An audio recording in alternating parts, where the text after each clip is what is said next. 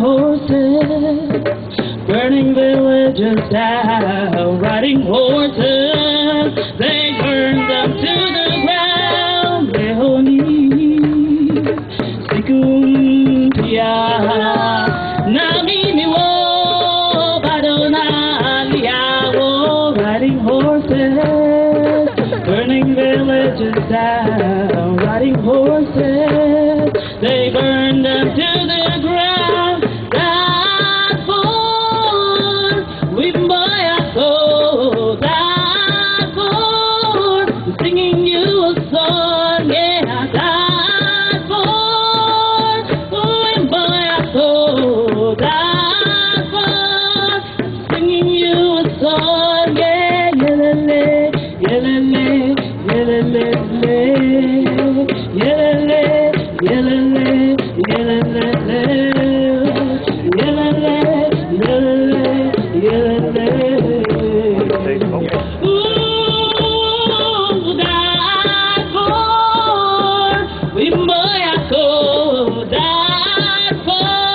I'm singing you a song, yeah, that for that for singing you a song, yeah, yelele, yelele, yelele, yelele, yelele, yelele, yelele, yelele,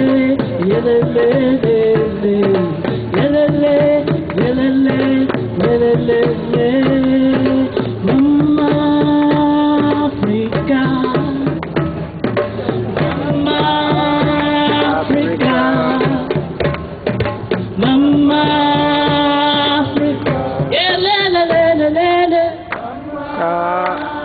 Africa. I can't hear you. Mama, Imanani, Mama Africa. yeah, that's food.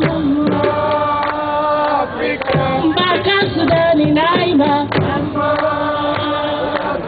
Come on, I know you can be louder. Mama Africa. Sudani Manamio. Baka Nigeria, Baka Somalia, Imanami Sema Mama Imanami Mama Somalia na Imo Mama.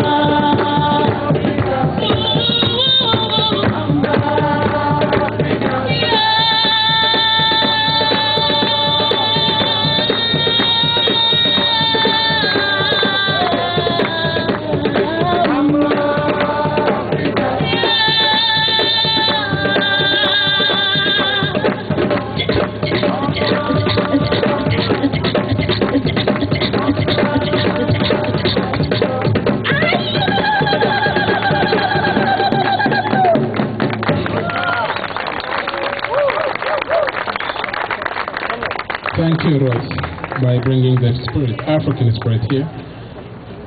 Actually, we're starting, I'm trying to introduce someone, whatever crisis happen in Sudan, sometimes I'm lazy to wake up, but he's all time the first one to be there. It hit Darfur, if it's Darfur, or if it's Bija, or if it's Southern Sudan, or the far north, there where Kajabar, he all time just there. He is one of us. He's in front of us. Norman Epstein stands with Darfur. Thank you.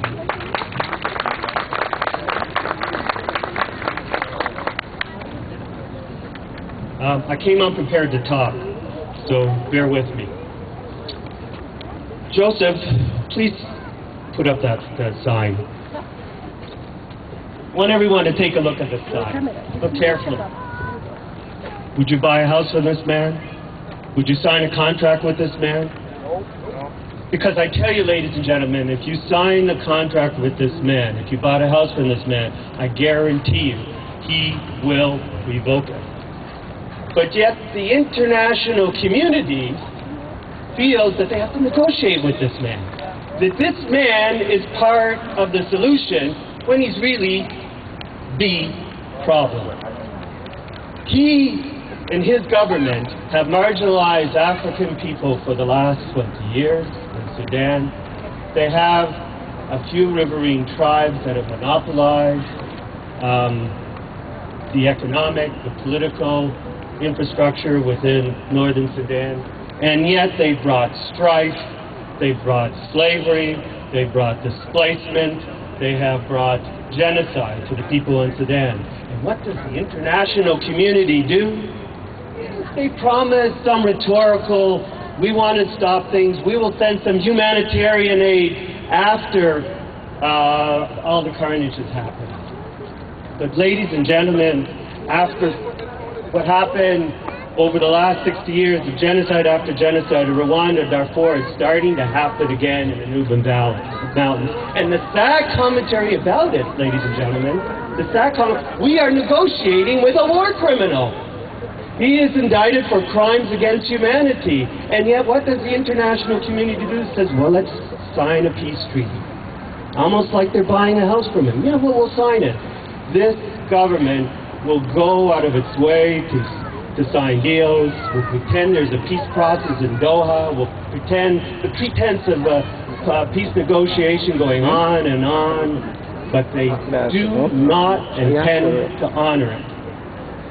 And I say to you, ladies and gentlemen, it's time for the international community to step up and honor a doctrine that was started in Canada. It's called the responsibility to protect. Are you aware of that doctrine?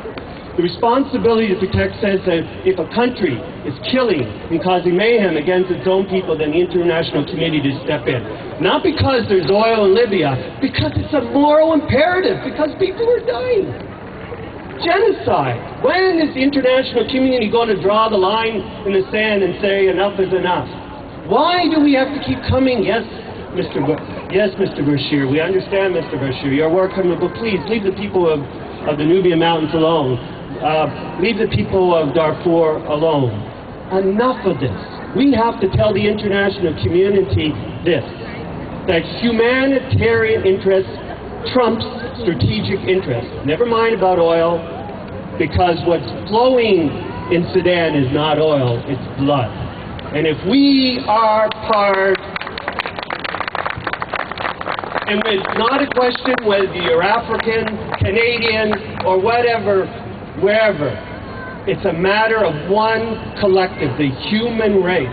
And it is unacceptable that every few months, every year or two, that we have to have these rallies anymore. The time is for the international community to draw its line in the sand and say to this government, if you are going to continue to commit genocide against your own people, because they did it against the Nubians in the late 80s and early 90s. They did it in Darfur, and they did it against South Sudan, going back since the inception of the country of Sudan. It's time for us to say, if you don't do it, this is the action we're going to take. We are going to have a no-fly zone. We are going to strengthen the international commitment to protect civilians and not stand by. What do some of these international groups, the UNIMIS does? They show a post hoc after the atrocities happen. They write copious notes. They send it back to the UN officials, and they say that's terrible. But we need to protect civilians. We need to say that if you are not going to act like a country that's part of the human race, then you do not belong. That diplomatic missions have to be closed down. That we will close the Port Sudan and say that you will not economically strive if you do not help and aid your own countrymen to succeed and commit these crimes over and over again.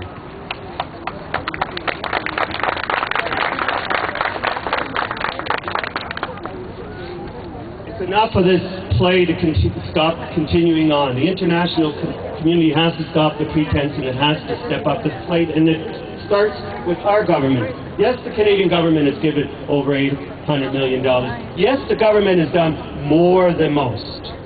But Stephen Harper has said over and over, we will not lead from the bleachers. We will be on the playing field. So we have to go and He has to transcend that. He cannot just give stopgap measures of continuing with humanitarian aid. He has to coalesce our international partners to say, finally, and this is how we're going to step up to the Khartoum Center. Enough of the carrots. Now it's time for the stick. Because, ladies and gentlemen, I say to you, it's not a question of the polarized politics of right versus left. It's the politics of right versus wrong. And it's time for Canada, and it's time for the international community to do the right thing and stop the atrocities in Sudan. Thank you.